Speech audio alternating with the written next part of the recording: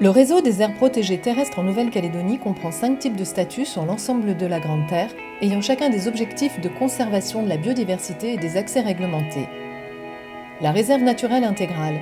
Elle est créée en vue d'empêcher tout impact lié aux activités humaines. L'accès y est strictement interdit, il n'en existe qu'une seule en Nouvelle-Calédonie, la montagne des sources. La réserve de nature sauvage.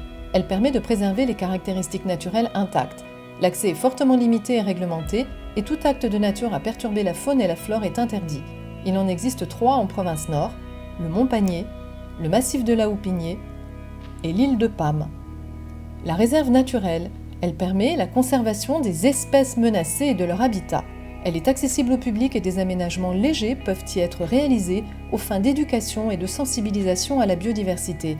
Il en existe une 20aine en province sud, dont les plus connus sont les chutes de la Madeleine, le mont Humboldt, le mont Mou.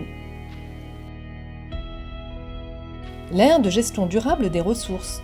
Elle permet de concilier la protection durable de la biodiversité, le maintien des services rendus par la nature et le développement d'activités de découverte. Il en existe 2 en province sud, les Bois du Sud et la Netcha. Le parc provincial. Il permet le maintien des processus écologiques, mais aussi la sensibilisation et l'éducation à l'environnement. C'est un lieu récréatif qui accueille des visiteurs et permet des activités respectueuses de l'environnement. Il en existe 6 en province sud, le parc zoologique et forestier, le parc de la Rivière Bleue, le parc des Grandes Fougères, le parc de la Dimbéa, le parc de la Côte Oubliée et le parc du Wantoro. Au total, le réseau des aires protégées terrestres représente 9% de la superficie du territoire.